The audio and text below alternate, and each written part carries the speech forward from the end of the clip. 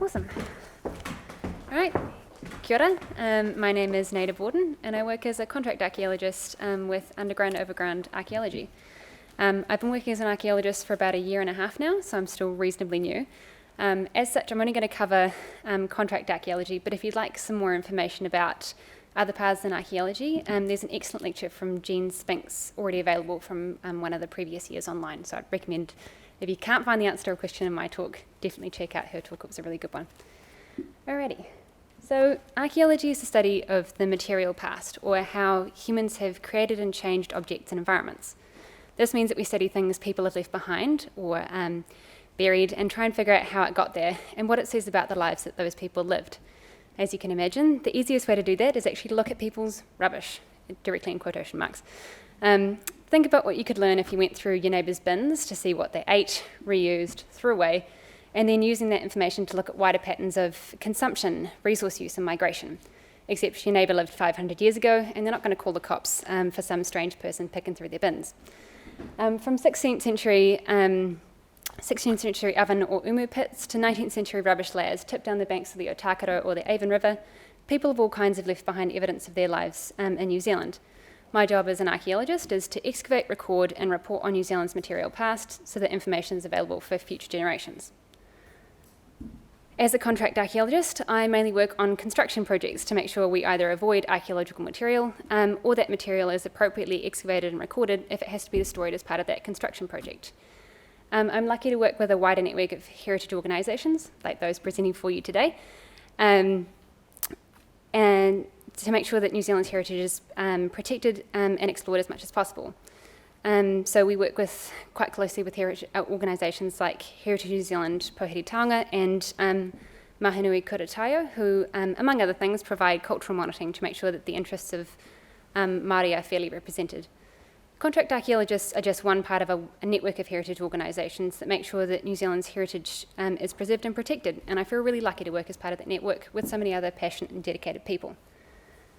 So I didn't go to university intending to be an archaeologist. I actually went with the intention of becoming a psychologist and took a second major in calculus.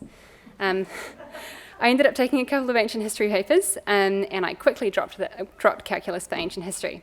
So I love the variety of topics from ancient warfare, art and architecture, and the creation and development of historical propaganda. I really enjoyed learning how to question how we know things, where we get information from, and how trustworthy those sources actually are or aren't. I wasn't really sure what I wanted to do when I finished my undergrad, so I decided to do an honours in ancient history and ended up with an opportunity to go on an archaeological dig at a site called Gabby, just outside of Rome. On the left up there, you can see me sieving dirt through a stand-in sieve, and on the right, my site supervisor explaining features we'd excavated on a settlement site dating back to the 8th century BC. So I dug in 30-degree heat for 5 weeks, threw out my back pickaxing rubble out of a collapsed 2nd century AD villa, and decided that I wanted to be an archaeologist. What really sold it for me was a continuation of what I loved about ancient history. How do we know about things in the past we may not have written records for? And how might archaeology tell us about lives we wouldn't learn about from written history? Whether the archaeology is in Italy or Ōtautahi, I love learning new things in any area that I can lay my hands on and finding out new things about the past. I came back from Italy, completed a postgrad diploma in archaeology so that I could work in New Zealand. I then got the opportunity to do an internship at Overground to help sort midden excavated out of the new Redcliffe school site. Overground decided to take me on as a junior archaeologist, and I've been digging holes ever since. Alrighty, so contract archaeologists split their time between the office and fieldwork. We assess a prospective project to see if they might encounter any archaeology during works based on historical activity at the site and the level of 20th and 21st century development that might have disturbed any archaeological material remaining. If it's likely that a project will encounter archaeological material, an archaeologist will be on-site monitoring excavation, and then we'll manually excavate and record any archaeological material that's been encountered during works. Once the groundworks are completed, we write up a report of our findings and then submit that to Heritage New Zealand and any other relevant parties, so any local iwi or the landowner and quite a few other organisations in there as well. So as you might have guessed from the photos, contract archaeology involves a lot of physical work outside and often on construction sites. This is actually one of my favourite parts of the job because I get to meet lots of different people and work on a wide variety of projects. This also means I get to encounter many different kinds of archaeology as well. So on the top left there, you can see myself and my colleagues completing a survey of a rock shelter in Monks Bay, And on the right, some fetching asbestos gear, excavating a rubbish pit at the Performing Arts Precinct. That is actually me on the left, you just can't tell because I'm completely covered. Below that is a series of excavated rubbish pits on a site in the central city, and a pā-tuna or eel trap on the bottom right, which I was responsible for monitoring while I constructed the rock wall you can see on the edge there. Okay, so even on one site, the types of archaeological features we encounter can vary hugely. So I worked out at Belfast last year monitoring a stormwater basin development. On that one project alone, I encountered Māori oven or umu dating between 1500 and 1600 AD, which is shown up there on the left, large pits of animal bone from the 19th century freezing works, shown on the right, and many other features associated with the different activities that occurred on and around the site until the present day. The umu features we recorded were part of a pattern of short-term and transitory occupation around the Kapitehi stream area, and there were other umu encountered during the construction for the Christchurch Northern Corridor motorway, works in the Belfast Cemetery, and a subdivision further down Blakes Road. The bone pits from the freezing works are representative of the 19th century industrial activity at the site, and ongoing. So just from working on this one site, I got to learn about Māori resource use and travel around the Kapitehi stream area prior to European colonisation, and the industrialisation of the area following colonisation. I also developed a really healthy fear of swans after the basin was flooded and infested with a variety of bird life, but I decided to leave that out of the final report. You notice the picture on the bottom of the slide was taken at a nice safe distance to avoid getting attacked by swans.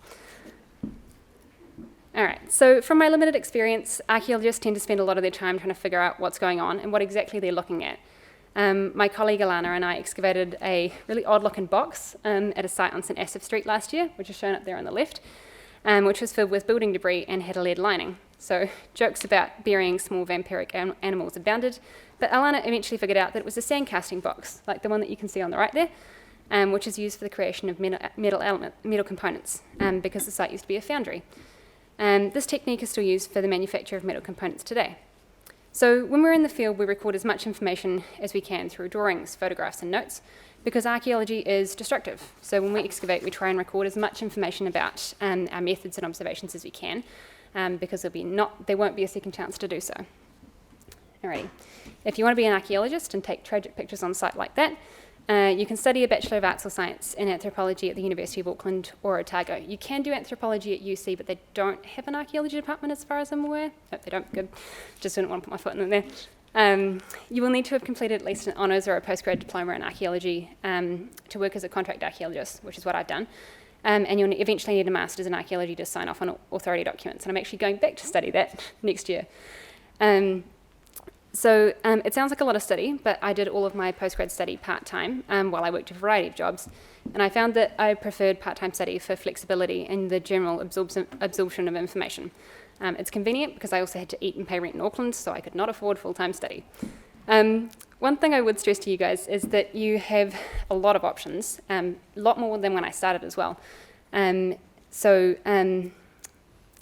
should really just find what you enjoy studying. One of the advantages of studying career in arts is there's a lot of flexibility and transferable skills. So if you find that you start in one area, you can reasonably easily shift into other areas if you find that there's actually something that you like much more. So if you're not fond of what you're studying, you should find something you're passionate about. So if psychology does not light your fire, switch to something else. Have a chat with the people in the associate industry, see what they do for a job, and see how many things you actually enjoy about that subject transfer into the jobs once you finish your study. When in doubt, ask. I guarantee you the people in the industry will be perfectly happy to answer any questions you've got about that field. Like we are today. So archaeology is a fun and rewarding career with lots of exciting opportunities to meet different groups of people and to learn about the past. But it's also a career with responsibility for protecting, recording, and reporting New Zealand's material past where you can. I'm really lucky to work as part of a team of dedicated archaeologists and a wider network of heritage agencies, and I hope I might see some of you guys in the future. Thank you.